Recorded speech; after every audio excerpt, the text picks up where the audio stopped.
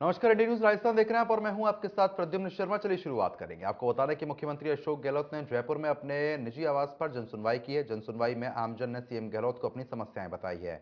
उन्होंने लोगों की समस्याएं सुनी है और समस्याओं का समाधान किया है, साथ ही संबंधित अधिकारियों को दिशा निर्देश दिए हैं।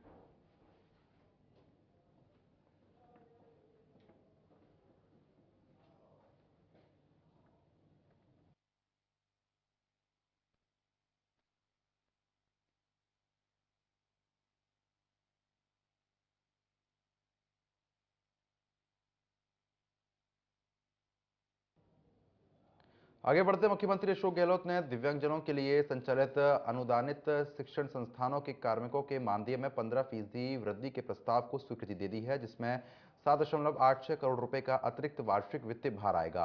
गहलोत के इस फैसले से दिव्यांगजनों को संचालित अनुदानित विशेष योगदान महाविश्वविद्यालय, आवासीय, गैर आवासीय विद्यालय, छात्रावास और मासिक वामदंत पुनर्वास गृह में कार्यरत कार्मिकों को बढ़ावा हुआ मानदेय मिलेगा। आपको बता दें कि मुख्यमंत्री ने 2023-24 के बजट में इस संबंध में घोषणा की थी।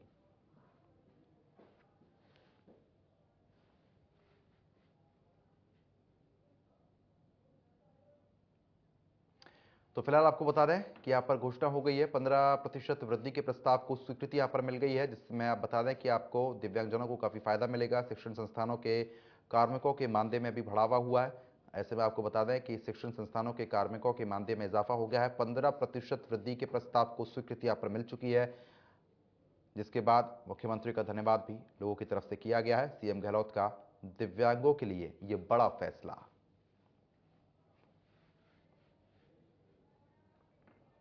आगे बढ़ते हैं। जयपुर में भाजपा के पूर्व प्रदेश अध्यक्ष अरुण चतुर्वेदी ने प्रेस कॉन्फ्रेंस की है। मीडिया से रूबरू होते हुए उन्होंने कहा कि बम ब्लास्ट में पूरा जयपुर जख्मी हुआ है।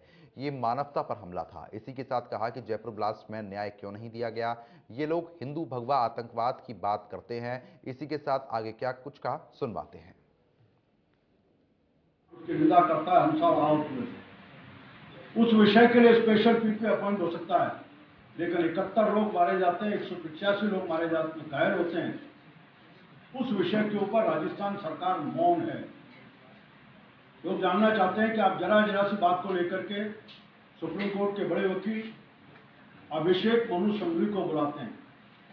अभी पिछले दिनों राजन राठौड़ जी ने एक अपनी पिटीशन स्वयं ने फाइल की थी, और उसमें केवल मैं उदाहरण के लिए बताता हूँ, एक दिन एडजॉर्नमेंट का उनकी एप्लीकेशन लगी थी। श्रीमान गुलाब कटारिया जी के शपथ ग्रहण के कार्यक्रम में उनको जाना था। उस दिन तारीख पेशी थी। उन्होंने कहा कि मेरे को उसको 4 दिन बाद की तारीख दे दें। उस एडजॉर्नमेंट की एप्लीकेशन का विरोध करने के लिए अभिषेक मनु सिंघवी आ सकते हैं। सचिन पायलट जी और विधायकों के संघर्ष के मामले में एक दिन नहीं, लगातार कई दिन तक अभिषेक मनु सिंघवी सुप्रीम कोर्ट के सीनियर एडवोकेट वो अपीयर हो सकते हैं। लाखों रुपए एक एक पैरवी के एक एक दिन की उपस्थिति का उनको भुगतान हो सकता है। लेकिन इस गंभीर मामले में जिसमें 71 लोग मारे गए, 185 लोग घायल हुए, उसमें राजस्थान सरकार की संवेदनहीनता की पराकाष्ठा है कि advocate general, additional advocate general या उनका कोई भी सीनियर एडवोकेट का नुमाइंदा एक दिन भी अपीयर नहीं हुआ। उन्होंने स्पष्ट नहीं कि ऐसा क्या कारण रहा कि राजस्थान की सरकार छोटे छोटे मामले में अपने एडवोकेट जनरल को अपीयर कराती है, सुप्रीम कोर्ट के बड़े बड़े वकीलों को लाखों रुपए एक एक दिन की पैरवी देकर के अपील कराती है। इस मामले में 48 पेशियां हुई और 48 पेशियों में कई पेशियों में सरकार की तरफ से कोई अपीयर नहीं हुआ, और जो अपीयर हुए वो भी सरकार के सबसे जूनियर एडवोकेट्स में अपीयर हुई। सरकार की लचर पैरवी के कारण से दुर्दांत आतंकवादी जिन्होंने सारे जयपुर को छलनी करने का काम किया था, आज इस कानून के तहत बरी होकर के निकले। हम सब जानना चाहते हैं और सारा देश जानना चाहता है, रकबर मॉब लिंचिंग होता है, एक व्यक्ति मारा जाता है, हम उसकी निंदा करते हैं। उस रकबर मॉब लिंचिंग में अलवर में जब ट्रायल चल रही होती है, जयपुर उच्च न्यायालय के क्रिमिनल के सीनियर एडवोकेट नासिर अली अकवी को as a special PP appoint करके हर तारीख पर भेजा जाता है, और जयपुर में जब 71 लोग मारे जाते हैं तो राजस्थान सरकार की तरफ से एक भी वकील अपीयर नहीं। आगे बढ़ते हैं। बीजेपी के नवनियुक्त प्रदेश अध्यक्ष सीपी जोशी का सोमवार को चाकसू पहुंचने पर जोरदार भव्य स्वागत किया गया। इस दौरान कार्यकर्ताओं को संबोधित करते हुए कहा कि बीजेपी जो दायित्व पार्टी ने सौंपा है उसका जीवन भर ऋणी रहूंगा, सभी को एक साथ लेकर चलूंगा। जानकारी के मुताबिक बीजेपी प्रदेश अध्यक्ष सीपी जोशी सावरिया मंदिर दर्शन के लिए चित्तौड़गढ़ जा रहे थे। इसी बीच रास्ते में जगह जगह कार्यकर्ताओं ने उनका स्वागत किया।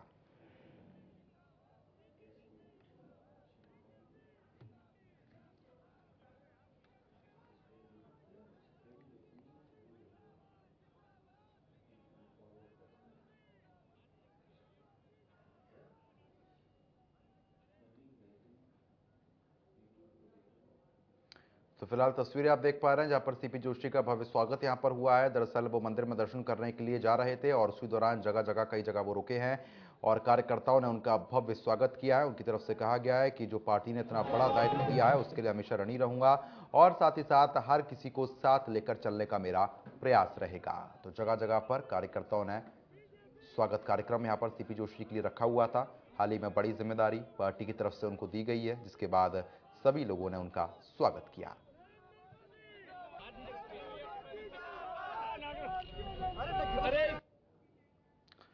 तो चलिए खबरों में आगे बढ़ेंगे। आपको बता दें जहां पर जयपुर के सोडाला थाना इलाके में रामनगर मेट्रो स्टेशन के पास सड़क हादसा हुआ है। बता दें कि एक कार ने ऑटो को टक्कर मार दी है। टक्कर से ऑटो ड्राइवर और ऑटो में बैठी हुई महिला सड़क पर गिर गई। घटना के बाद कार सवार लोग मौके से फरार हो गए। लहूलुहान हालत में पीड़िता को एसएमएस अस्पताल पहुंचाया गया। मामले की सूचना मिलते ही पुलिस पहुंच गई है। तफ्तीश शुरू कर दी है। पुलिस ने कार के नंबर के आधार पर कार ड्राइवर से बात की है।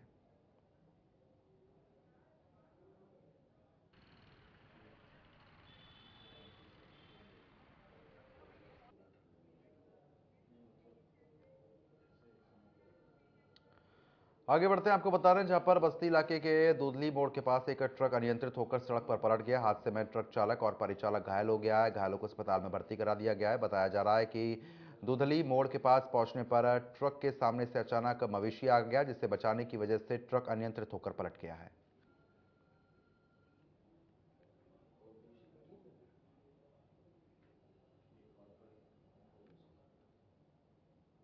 जयपुर में डॉक्टर्स द्वारा राइट टू हेल्थ बिल के विरोध में। तो फिलहाल आपको बता दें कि हादसे में घायलों को फिलहाल जो घायल हुए हैं उनको अस्पताल में भर्ती करा दिया गया है। दरअसल ट्रक के सामने एकदम से मवेशी आ गया, उसको बचाने के चलते में ही ये ट्रक यहाँ पर पलट गया है, अनियंत्रित होकर पलट गया था। फिलहाल आपको बता दें कि हादसे में ट्रक चालक और परिचालक घायल हो गए, जिनको अस्पताल में भर्ती करा दिया है। ट्रक लोडेड था, जिसकी वजह से संतुलन यहाँ पर खो बैठा। तो फिलहाल आपको बता दें कि सूचना मिलते ही पुलिस की टीम भी मौके पर पहुंच गई थी। जो इस ट्रक का ड्राइवर था और कंडक्टर था वो घायल हो गए हैं, उनको अस्पताल में भर्ती करा दिया है। सूचना मिलते ही पुलिस पहुंची। पुलिस ने तुरंत ट्रक को साइड में करवाया है और रास्ता सुचारू कराया है। तो ट्रक अनियंत्रित होकर पलटा है। फिलहाल आपको ये भी जानकारी दे दें कि बस्ती से एक खबर है, ट्रक लोडेड था जिसकी वजह से संतुलन खो बैठा। आपको बता दें कि हादसे में ट्रक चालक और परिचालक घायल हुआ है। जानकारी ये मिली है कि ट्रक के सामने एकदम से मवेशी आ गया, जिस दौरान यह हादसा हुआ है।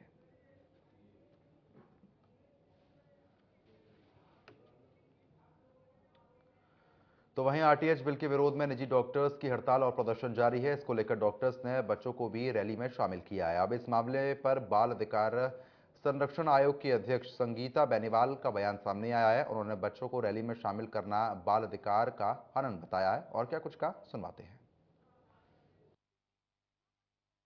जयपुर में डॉक्टर्स द्वारा राइट टू हेल्थ बिल के विरोध में रैली निकाली गई, जिसमें नाबालिग बच्चों को भी रैली में शामिल किया गया। साथ ही साथ बच्चों से बयानबाजी भी करवाई गई इस बिल को लेकर के। बाल आयोग ऐसे कृत्य की कड़े शब्दों में निंदा करता है, क्योंकि नाबालिग बच्चों के अधिकारों का ये एक तरह से हनन। हमने जयपुर के जिला कलेक्टर महोदय को पत्र के माध्यम से पूरे मामले की तथ्यात्मक रिपोर्ट 3 दिन में चाहिए है। फिर साथ ही जिसके द्वारा बच्चों का उपयोग इस रैली में किया गया है, उनके खिलाफ क्या कार्रवाई की गई है, इसकी भी जानकारी हमने जिला कलेक्टर से मांगी। जयपुर में डॉक्टर्स द्वारा राइट टू हेल्थ बिल के विरोध में रैली निकाली गई, जिसमें नाबालिग बच्चों को भी रैली में शामिल किया गया। साथ ही साथ बच्चों से बयानबाजी भी करवाई गई इस बिल को लेकर के।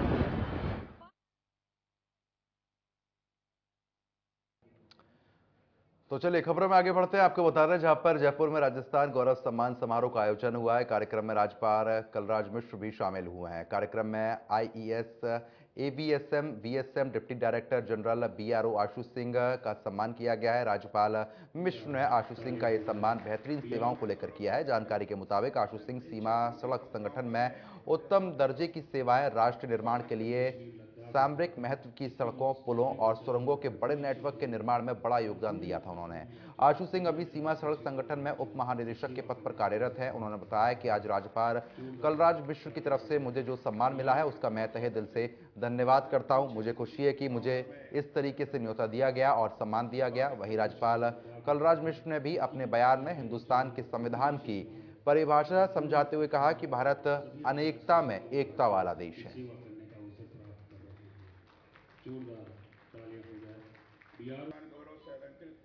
तो फिलहाल जिस तरीके से आप देख रहे हैं, राज्यपाल कलराज मिश्र ने कार्यक्रम में शिरकत की है और साथ ही साथ आशु सिंह को सम्मानित भी किया है। देखिए तस्वीरें आपके सामने हैं। फिलहाल बेहतरीन कार्य करने के लिए उनको सम्मान यहाँ पर उनका किया गया है। तो आशु ने राज्यपाल मिश्र का आभार भी जताया है। तस्वीरें आप देख पा रहे हैं। विभिन्न क्षेत्रों की प्रतिभाओं का मैं अभिनंदन करता हूं, स्वागत कश्मीर, लद्दाख, उत्तराखंड, सिक्किम। तो बीआरओ आशु सिंह का सम्मान यहां पर हुआ है। राजस्थान गौरव सम्मान समारोह का आयोजन हुआ था जिसमें राज्यपाल कलराज मिश्र ने शिरकत की है। ऐसे में सड़क निर्माण में आशु सिंह का विशेष योगदान है, उसी योगदान के चलते उनका सम्मान हुआ है। उनके द्वारा ये कहा गया है कि मैं बहुत सौभाग्यशाली हूं कि राज्यपाल की तरफ से मुझे इतना योग्य समझा गया और योगदान देने के लिए सम्मानित किया गया है। तो बीआरओ आशु सिंह का सम्मान हुआ है। तस्वीरें आप देख पा रहे हैं जयपुर से।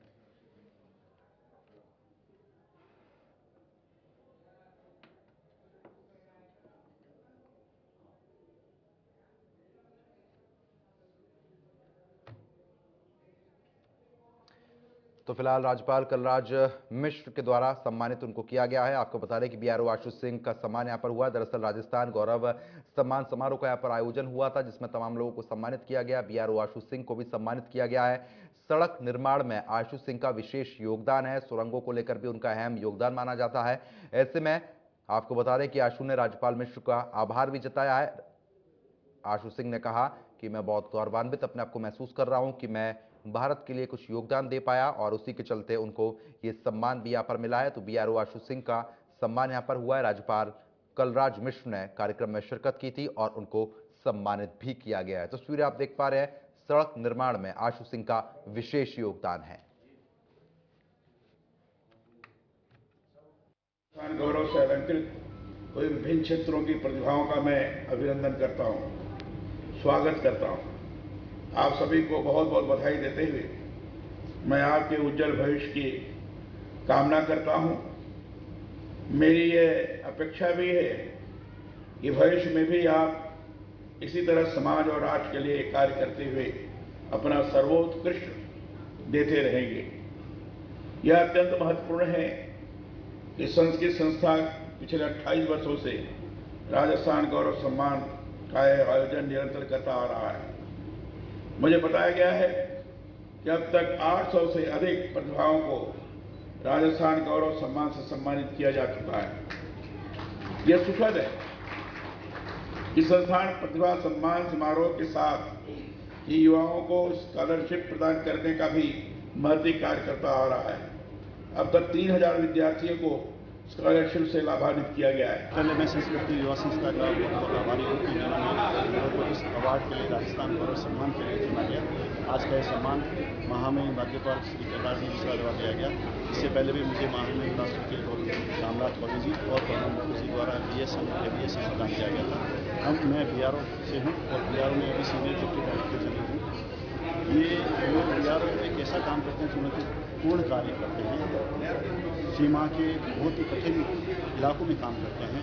ये एक मात्र ऐसा डिपार्टमेंट है देश का जो अपने हाथों से आज भी काम करता है और बहुत ही कठिन परिस्थितियों में काम करता है। कोई ऐसा डिपार्टमेंट आज की दुनिया में इस देश में नहीं है जो इतना कठिन चुनौतीपूर्ण बड़ा कार्य करता है। हम उस डिपार्टमेंट से आते हैं जो माउंट एवरेस्ट की बेस के ज़्यादा ऊंचाई पे भी हम सिलेक्ट आते हैं। हिमालय पास पे हम सिलेक्ट हैं।